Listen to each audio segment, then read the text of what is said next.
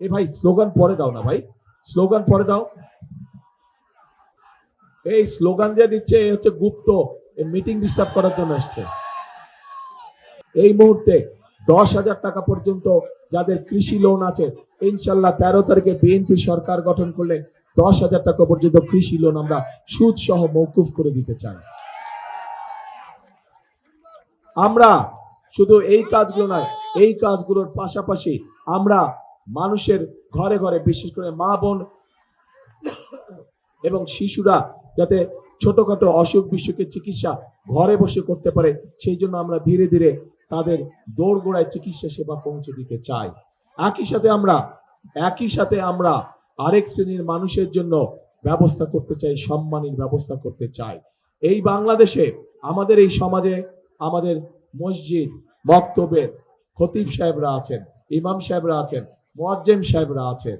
এর বাইরেও অন্য ধর্মেরও যারা বিভিন্ন ধর্মীয় ব্যক্তি আছেন, ধর্মীয় গুরু আছেন, এই সকল মানুষদের কাছে আমরা তাদেরকে সরকারের পক্ষ থেকে প্রতি মাসে সহযোগিতা, একটি সম্মানের ব্যবস্থা করতে চাই।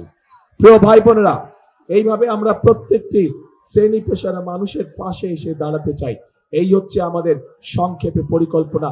আমরা আগামী দিনে কিভাবে, এ ভাই স্লোগান পরে দাও না ভাই, স্লোগান পরে দাও।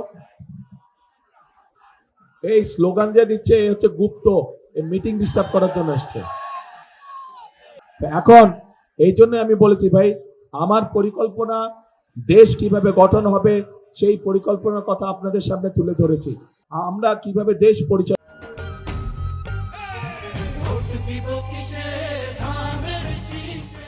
করতে চাই সেই কথা আপনাদের সামনে সংক্ষেপে আমি তুলে ধরেছি। কারণ আমাদের হাতে পরিকল্পনা আছে, যেই পরিকল্পনার মাধ্যমে আমরা এই দেশের মানুষের ভাগ্যের পরিবর্তন ঘটেছে। কিন্তু কিন্তু কিন্তু একটি রয়ে গেছে বড় কিন্তু। সেই কিন্তুটি হচ্ছে ওই যে জিজ্ঞেস করলাম আপনাদের পরিকল্পনা কি, জনগণের পরিকল্পনা? আমাদের পরিকল্পনা তো বললাম, আপনাদের পরিকল্পনা কে? বুঝি না কিচ্ছু বুঝি না। ধানের শেষ কে? ধানের শেষ কি ভাই? ধানের শেষ আপনাদের পরিকল্পনা? ইনশাআল্লাহ ইনশাআল্লাহ। ওই যে পিছনে মানুষগুলো, আপনাদের পরিকল্পনা কি? ধানের শেষ? ইনশাআল্লাহ ইনশাআল্লাহ। বিষয় হচ্ছে আমাদেরকে যেই মানুষগুলো তাদের জীবনের মূল্য দিয়ে আমাদেরকে আজকে স্বাধীন করে দিয়ে গেছে, যেই মানুষগুলো তাদের জীবন উৎসর্গ করে আমাদেরকে আজকে কথা বলার সুযোগ দিয়ে গেছে, যেই মানুষগুলো তাদের জীবন উৎসর্গ করে আজ আমাদেরকে এমন একটি পরিবেশ দিয়ে গেছে যেখানে আমরা দেশ গড়ার কাজ শুরু করতে পারবো। কাজেই আমাদেরকে অবশ্যই খুব সতর্ক এবং সঠিকভাবে এই সময়কে ব্যবহার করতে হবে, যাতে করে আবার কেউ এসে বাংলাদেশের মানুষের ভোটের অধিকারকে কেড়ে নিতে না পারে, বাংলাদেশের মানুষের কথা বলার অধিকার কেড়ে নিতে না পারে।